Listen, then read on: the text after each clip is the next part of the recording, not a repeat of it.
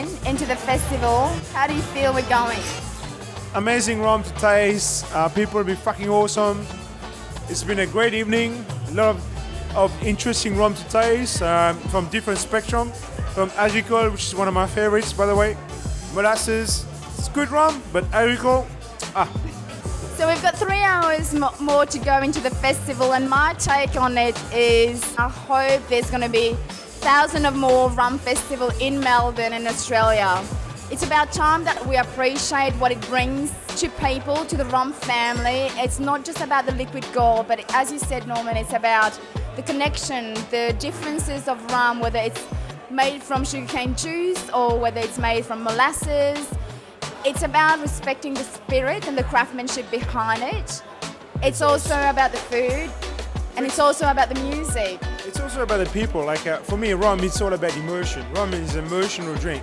It's how you feel, how it make you feel on the day. Like rum is, as you say, it's liquid gold because it's warm the spirit within every one of us. It's about having a good time, celebration, and having fun with people around you, people you love, you respect. That's right. So there you go. Another invitation for you to come and join the rum family. Whether you're new to it, you're an expert, or anything in between, you just need to come as you are and join one of the biggest rum club in Australia, which is Melbourne Rum Club. We'll be waiting for you with the rum in hand.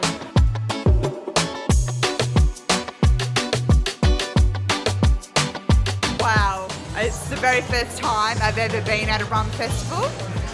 It's not what I expected. It's amazing. It's all the different tastes. It's been a great day for someone who knows nothing about rum. It's been amazing just learning about the different types of rum. Rum in 3 words: amazing, delicious, fantastic, yummy.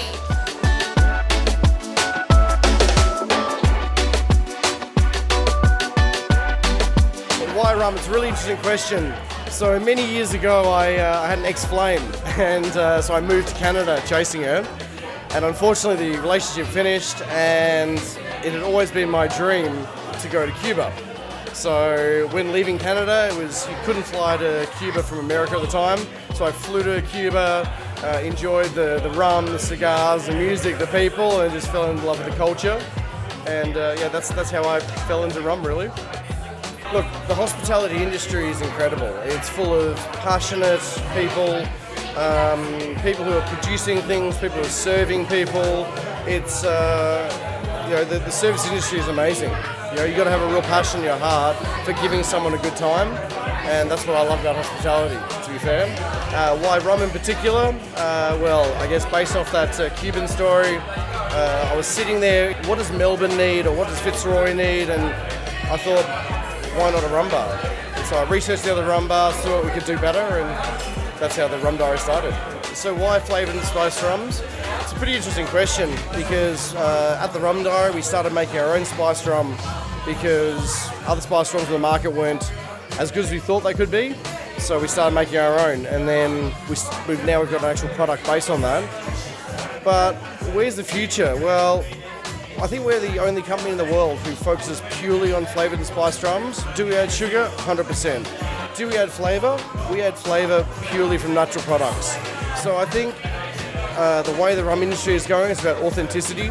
It's about people understanding why you've done something and the way it's been done properly, and having respect in that. Adding flavours and artificial things into rum is not the way forward. So that's why we macerate with natural flavours, natural products. We make sure that the authentic flavour comes through. So we hope to do it for a lot longer, and you've met Daniel and myself, and we love what we do, and we'll see where it gets to in the future.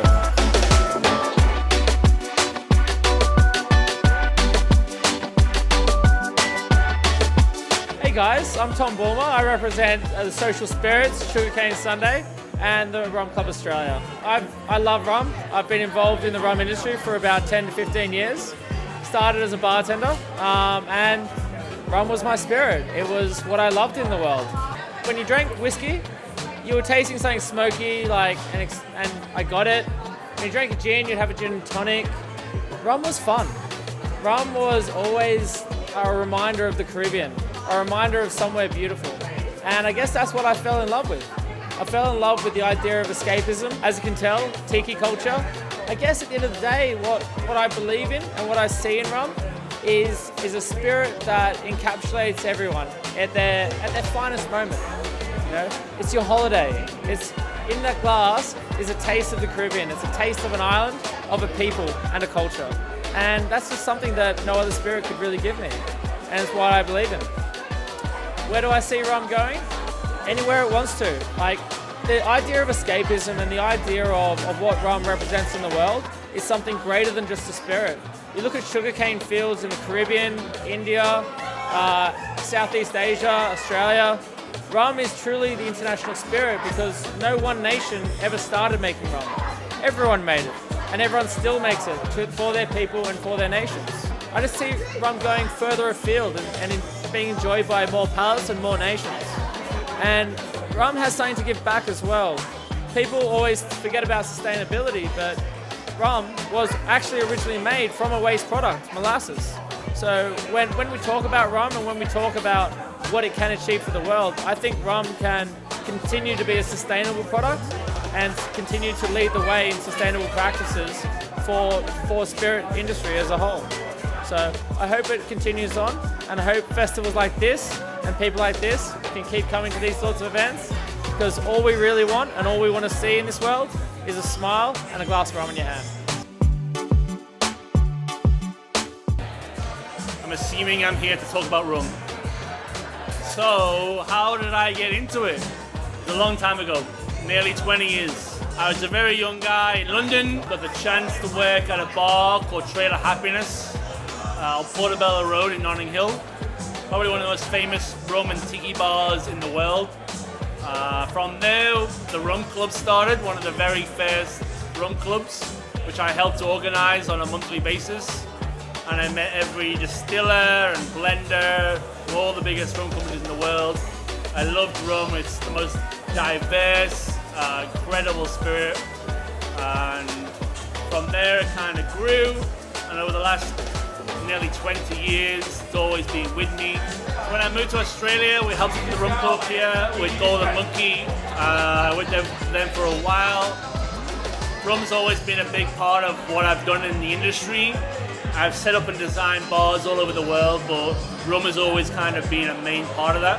I've always loved rum, so it's kind of one of my things that I always go back to, no matter what I do, no matter what project I'm working on. Rum has always got a big part of what I've done over the years. One of my passions, shall we say. Where do I think the future of rum will go? I think it's going to be very interesting. I set up a big gin bar in London, one of the first, and we were looking at how gin grew astronomically quick, and we thought of it as kind of a plateau at some point.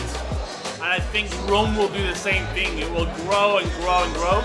Spiced rum will be the flavored gins that we have now. Premium rums will become on a par of the premium scotches and bourbons in the world. I think rum will become more appreciated, the more it will be understood, and projects like the Rum Fest here and all the other rum festivals in the world will help educate people towards understanding rum better, and everybody will be able to appreciate it more with the more education we get.